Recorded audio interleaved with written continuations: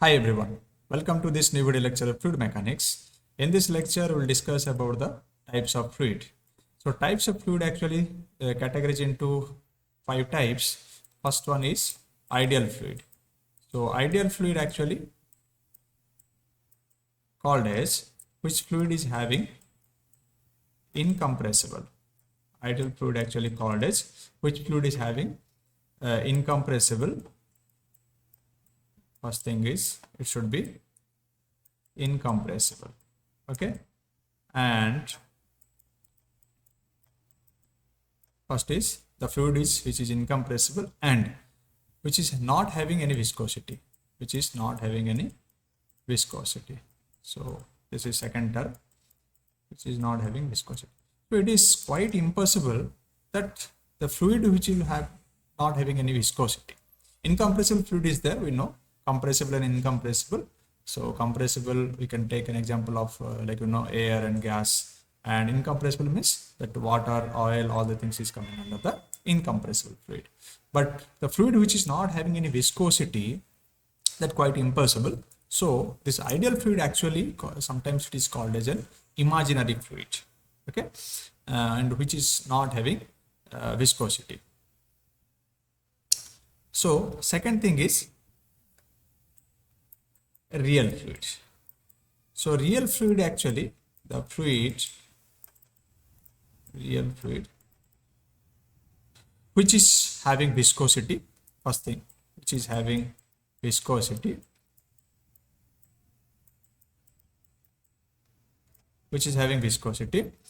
and in actual practice the real fluid is mostly used in all the cases. Okay, if you consider the water or gas, or you consider some kind of oil or any fluids which is having viscosity, can be considered the real fluid. Okay, the third one is Newtonian fluid. So under this real fluid, you can say these are the fluids will come like a Newtonian fluid, and we can say non-Newtonian fluid. Next is our non-Newtonian fluid. Okay, so let's see that.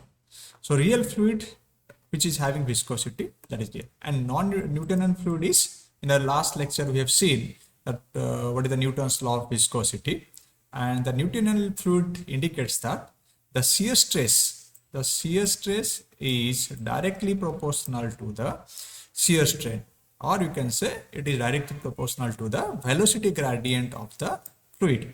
That means the shear stress tau, this is the shear stress is there, and this is our velocity gradient. Now as the shear stress increases, the velocity gradient also increases. So in that condition, that fluid is called as Newtonian fluid. So similar kind of things like what example I have given in here, a few of the example will come under the Newtonian fluid, like suppose water and oil and gas, these are the things will come Newtonian fluid. Okay, and next one is non-Newtonian fluid. So non-Newtonian fluid is nothing but, is very simple, the fluid which does not obey the relations of this Newton's law of viscosity, which we have already discussed in the previous lecture. Again, here if you see, it is not directly proportional to the Newton's law of viscosity, that we can say also.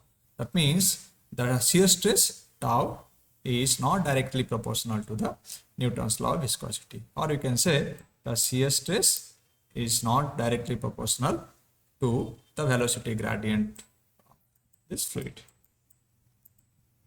that is not directly proportional.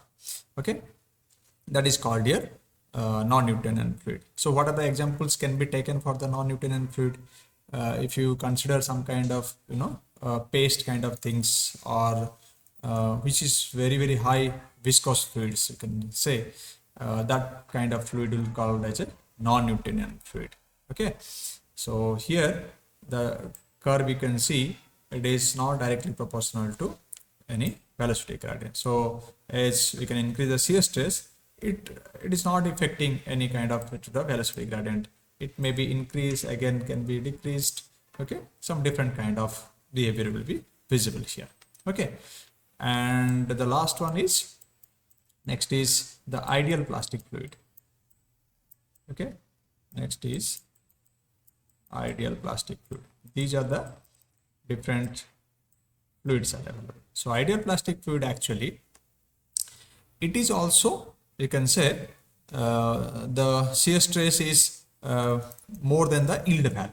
Okay, that means here all these fluids what we have taken from the origin point here. Okay, everyone having some, the yield value is at this point, that the origin from started, but for the ideal plastic fluid, the shear stress will be started more than the yield value. Okay, or you can say that some distance from the origin point, which is having the yield value of this ideal plastic fluid. So you can say this is the yield value of the ideal plastic. So after that, when it will start from this, it also shows the shear stress is directly proportional to the, you can say, the velocity gradient. Okay, so the rate of stress strain or velocity gradient. So there also the shear stress is directly proportional to the shear strain or the velocity gradient, but beyond the yield value, beyond the yield value. Okay, so these are the types of fluids which categorized into 5 types, and some examples also, as I told you, like ideal fluid. Ideal fluid is, it is an imaginary fluid. This is purely imaginary fluid. You can write here, this is an imaginary fluid, because the fluid which is not having a viscosity, that kind of fluid is not existing. Okay, and real fluid is the actual fluid which is day-to-day life we are using, and all the things will come under the real fluids. Newtonian, non-Newtonian, ideal plastic, everything will come under the real fluid, which is having viscosity, and it also, again, you can divide into Newtonian and non-Newtonian fluid. I told you that Newton's law of viscosity satisfies the fluid which is called Newtonian fluid, and here also you can say the shear stress is directly proportional to the shear strain, or you can say directly proportional to the velocity gradient. Okay, and non-Newtonian fluid, the shear stress is not directly proportional to the Newton's law of viscosity or Newtonian fluid, or Newton's law, you can say. So this is not directly proportional, we can say.